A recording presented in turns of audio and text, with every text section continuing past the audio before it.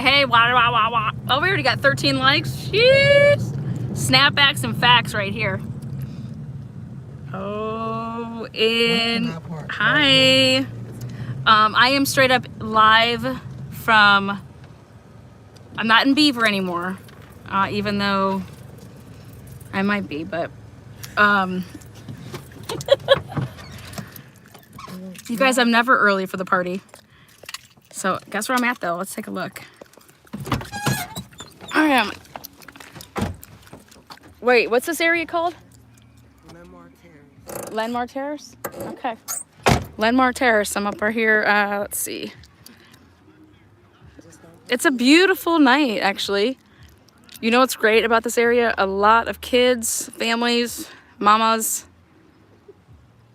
So, but this is up on the hill of the other side of Aliquippa.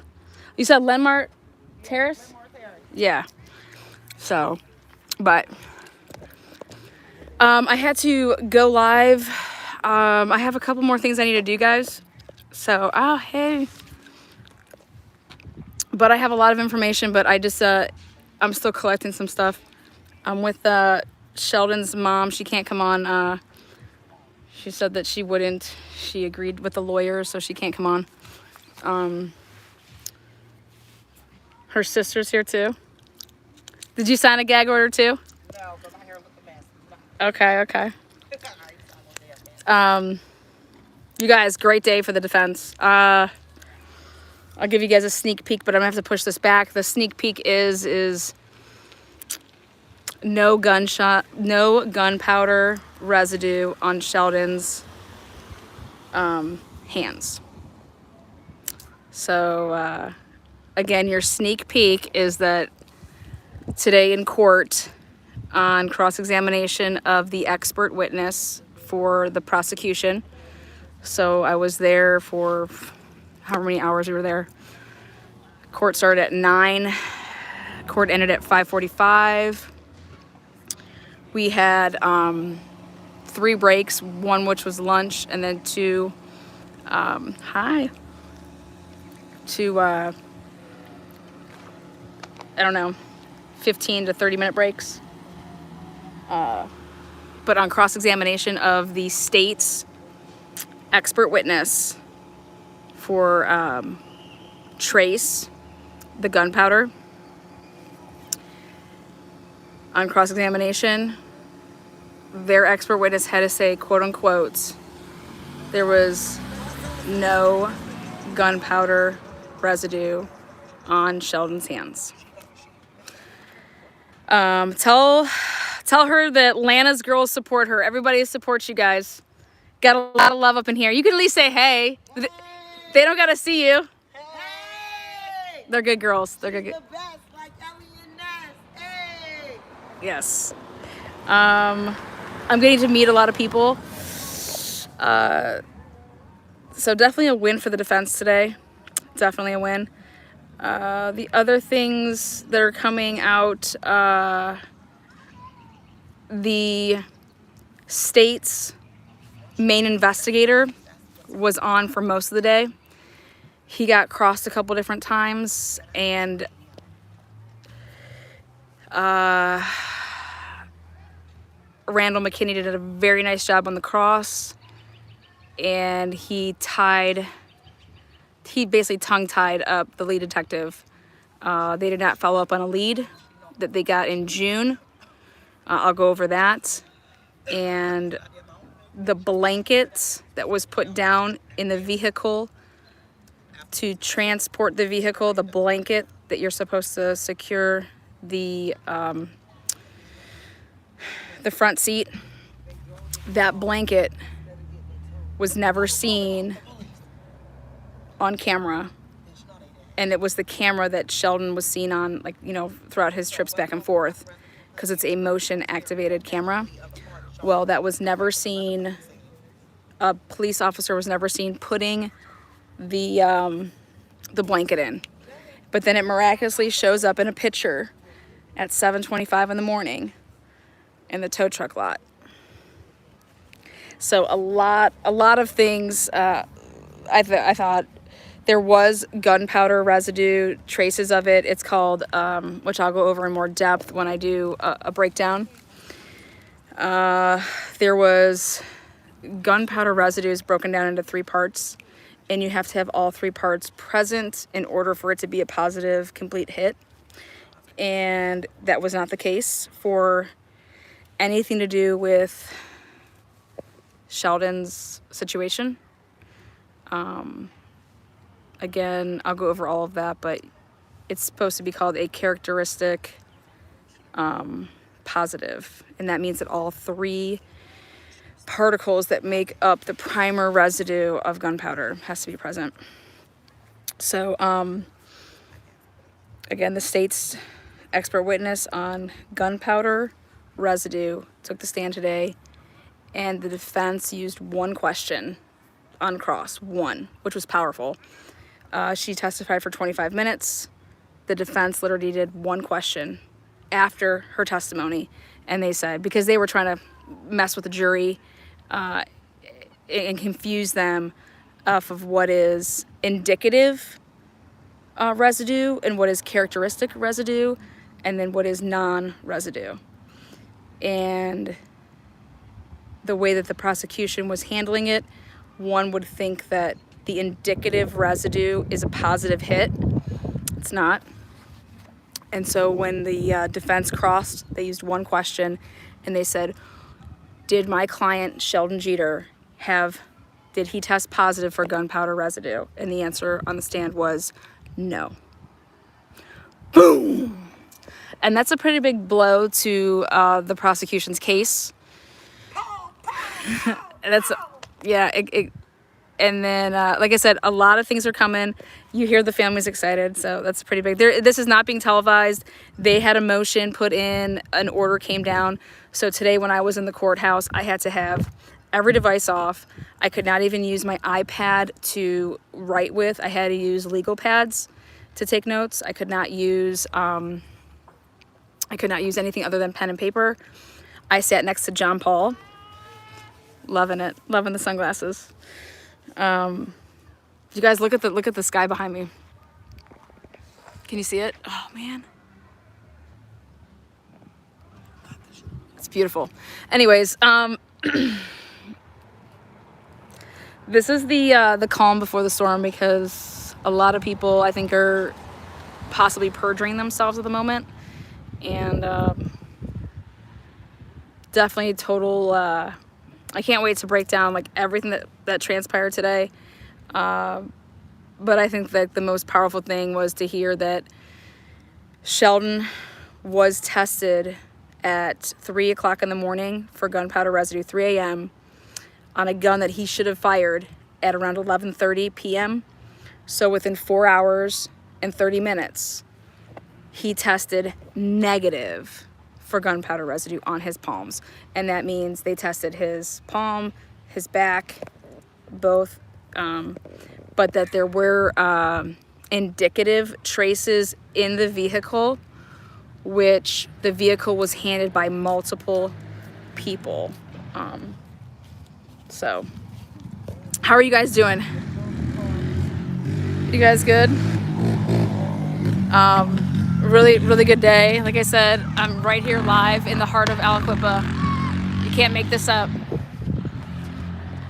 I don't know what's going on out there, but I'm sure that people are being tabloid channels, and meanwhile we're doing work.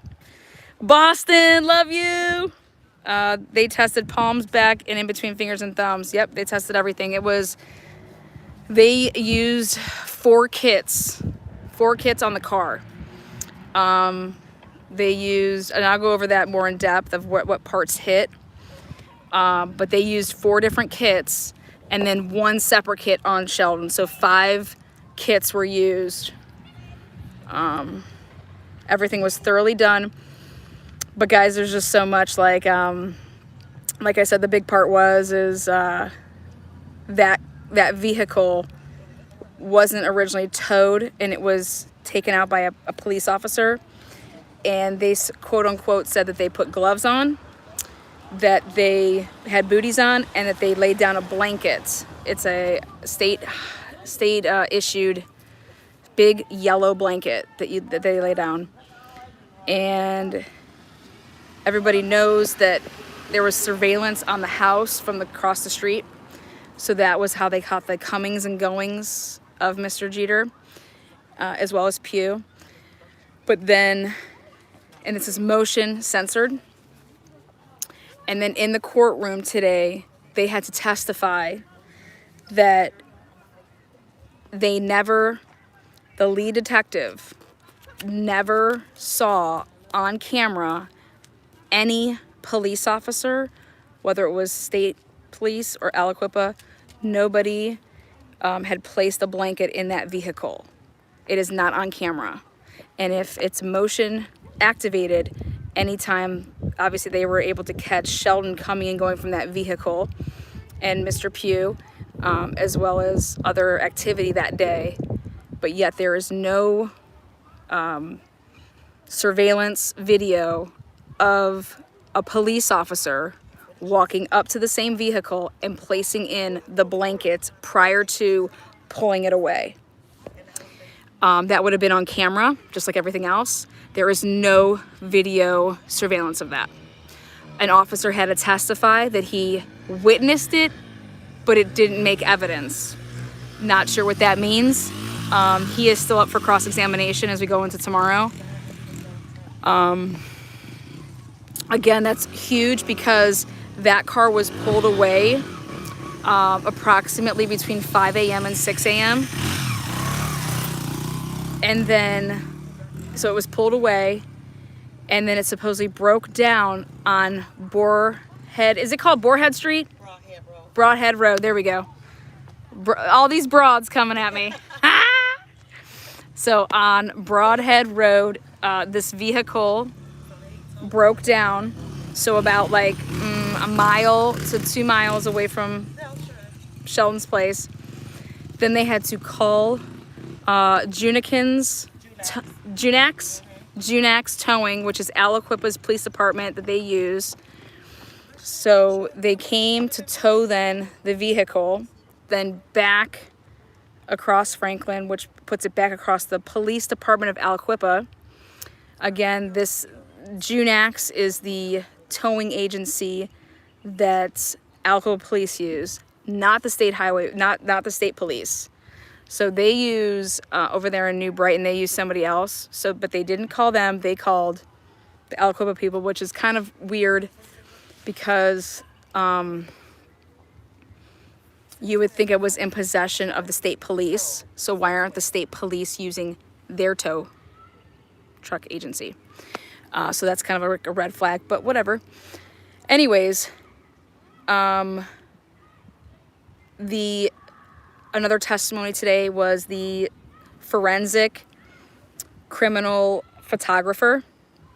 He testified, and he testified that when he arrived at 7:25 was when his report started in the morning, 7:25, that's where it's witnessed to see this blanket that is there and it's present, and he photographs it.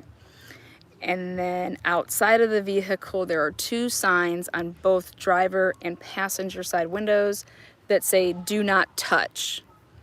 So out of all the testimony today, nobody has said that they wrote those signs to put on the car on either side of the windows. So as of right now, we have no idea who put the signs that said "Do not enter" on the passenger and driver side windows. And then the blanket is present in a picture at 7:25 a.m. So somehow the blanket ended up in that vehicle between the hours of it being pulled away from the residence when it obviously was not seen on camera to when it was reported of the crime scene investigator.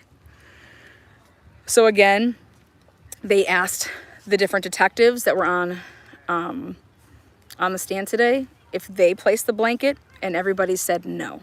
So right now the blanket has not been claimed by any police officer nor any trooper. So no lead investigator. That blanket does not have ownership yet on who placed this blanket. Again, great news for the defense. You just can't mysteriously have a blanket in a car. But we're about to find out who put it there. Again, this is all about reasonable doubt, guys. Randall McKinney laid that out in his opening statement. He said, you got to, whether you got 50 bricks, whether you got 25 bricks, at the end of the day, if there is a brick standing in front of you, you have to go not guilty based on reasonable doubt. And they just keep, poking holes at this story, at this timeline. And not only are they poking holes at it, but they are showing repeatedly just the inadequate police work, not only by Aliquippa, but by the state, by Pennsylvania State Police. This is the truth, whether or not the media wants to bring it to you. I actually don't shred my notes. I keep my notes, so you guys will always see my notes. I will place my notes. And then last but not least, like I said, I'll go into a lot more detail about stuff when I recap. But there was an officer that had to get on the stand and say that he shredded his notes that he took of Sheldon's original statements about him knowing that Pugh was shot. Those notes were destroyed after his report. And I guess I can give you one more bombshell. His mother, in phone records, it was under testimony today, at 11:48 p.m., 11:48 p.m., his mom, this is phone records, you can't lie, the phone records show that Sheldon Jeter Jr. received a phone call from his mother at 11:48. Sheldon was interviewed by these police officers, and it was recorded, and it was presented today in court for an hour and 21 minutes of the interview. And during that interview, Sheldon maintained his story from start to finish with no glitches, and in his original statement said, "My mom called me, asked me if I was okay, made sure, hey, where are you? Because they heard gunshots." And ever since the Del Tondo case, it's a very well-known thing that people are checking on their kids. They hear gunshots, they're calling kids. So when the police want to ask how did Sheldon know about or why he thought anybody was shot, his own mother called him at 11:48 p.m. to say to him, "Gunshots were heard, where are you?" And that was Sheldon's words immediately when he was first ever interviewed. You can't get any better than that, and it matches up perfectly with the phone records. The phone records show that his mom called 11:48, and that was in Sheldon's statement because he used his phone. He was on record. You cannot, it wasn't like this was said by Sheldon today, a year later. They used his original statement that was on record. It was played for the courtroom today for an hour and 21 minutes, and in that statement, at 3 o'clock in the morning, he said he was looking at his phone. "My mom called me at this time and at this time. This happened at this time and this time." This is what Sheldon said a year ago with the police on record. His statement has never changed. Anybody that has said his statement has changed is lying. And I hate to use the word lying, but they're not being honest. Maybe they've missed something. But Sheldon's story has stayed the same from start to finish. And his phone records back it up. And it was shown today in the courtroom. Just a phenomenal day for the defense, without a doubt. I'll go over a little bit more about the bullets and stuff that were found. But that's way more of an in-depth conversation. But if you want to ask how it would go in a boxing match, 10-7. And that's a pretty big defeat when you're talking about boxing. So, I am thrilled at what happened today. His defense are, they're doing a phenomenal job. His family is, I think, in the best hands. He's got 4 amazing attorneys, and, they're prepared. They've definitely done their work, and, kudos to them. So they've done, they've prepared.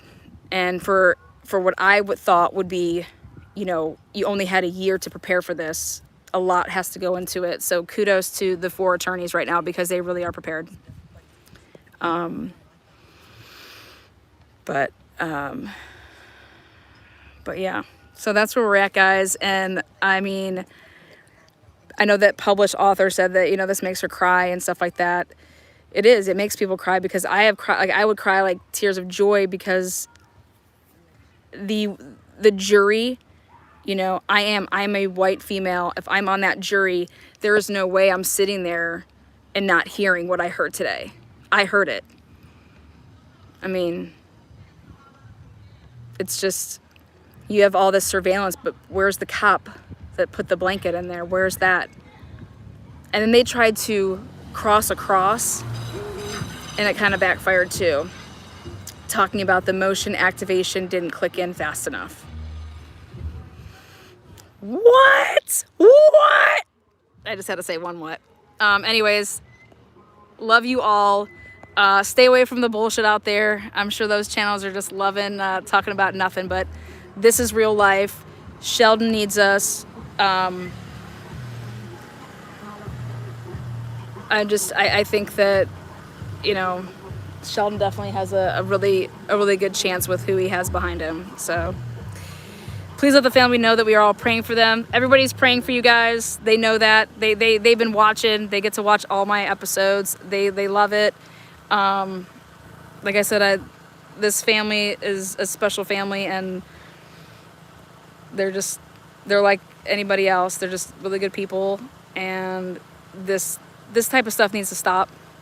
So let's just keep being awesome. And like I said, I'll break down more of the facts for you guys, but today, huge win for Sheldon Jeter Jr. in the courtroom, without a doubt. Oh, and I do want to say something about Sheldon. He sat up the whole time with like awesome posture.